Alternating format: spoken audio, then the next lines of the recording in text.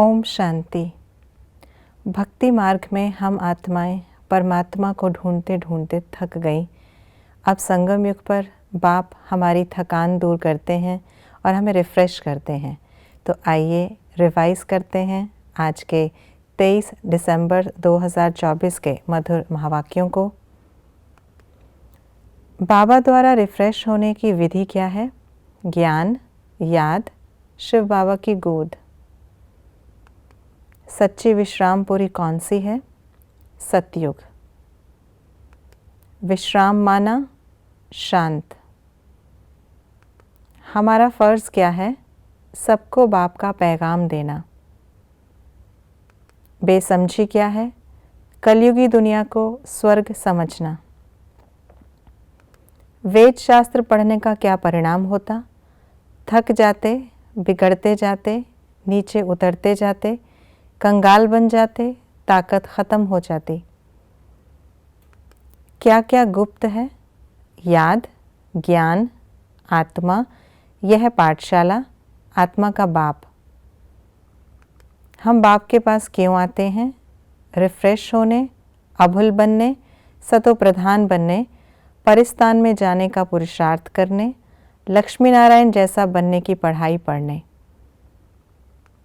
हमें किस बात की खुशी है? इस पढ़ाई को पास कर हम लक्ष्मी नारायण बनेंगे। ब्राह्मण जीवन का आधार क्या है? याद, निस्वार्थ सेवा। याद और निस्वार्थ सेवा होने का क्या परिणाम होगा? याद और निस्वार्थ सेवा साथ होने का परिणाम क्या होता?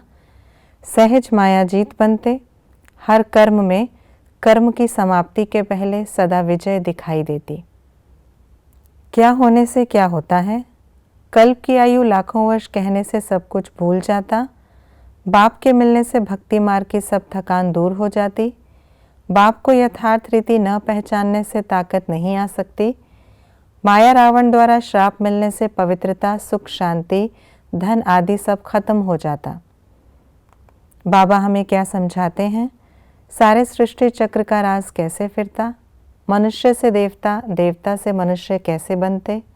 सर्व आत्माओं को विश्राम कहाँ और कैसे मिलता? पवित्रता, सुख, शांति, धन कैसे धीरे धीरे खत्म होता? देही अभिमानी भव, क्योंकि अपने को आत्मा समझने बिगर परमपिता परमात्मा को याद नहीं कर सकेंगे। कुछ बातों के लिए बाबा ने बताया ऐसा नहीं है। बाप को शरीर नहीं पुकारता। बाप देवताओं को नहीं पढ़ाते। दुख धाम में कोई विश्राम नहीं है। मनुष्यों के विश्राम में रिफ्रेशमेंट नहीं है। बाप बिगर ज्ञान की रोशनी कोई नहीं देता। तालाब में डुबकी लगाने से परियां नहीं बनते। देवता बनने के बाद ज्ञान की दरकार नहीं रहती। ऐसा कोई स्कूल नहीं जहां दूसरे जन्म की एम ऑब्जेक्ट को देख सकें। आज की मुरली के अनुसार कॉन्ट्रास्ट की बातें इस प्रकार हैं। ज्ञान है सोझरा, भक्ति है अंधियारा। पावन को देवता कहा जाता, पतित को मनुष्य कहा जाता। दिन को सोझरा कहा जाता, रात को अंधियारा कहा जाता। सत्य को डेटी वर्ल्ड कहा जाता, कलयुग को ह्यूमन वर्ल्ड कहा जाता। सतयुगी संप्रदाय को श्रेष्ठाचारी कहा जाता, कलयुगी संप्रदाय को बहुत छी टाइटल देते। देह अभिमान से आत्मा की ताकत खत्म होती। आत्माभिमानी बनने से आत्मा की ताकत जमा होती। हमें किन बातों की धारणा करनी है? देही अभिमानी बनना, अविनाशी ड्रामा के राज को समझ सदा हर्षित रहना, एम ऑब्जेक्ट को सामने रख खुशी में खगियां मारना। ये थी आज की मुरली की विशेष बातें। संगम युग सदा हर्षित रहने का युग है, जिसके लिए हमें आत्म अभिमानी रहने की प्रैक्टिस करनी है।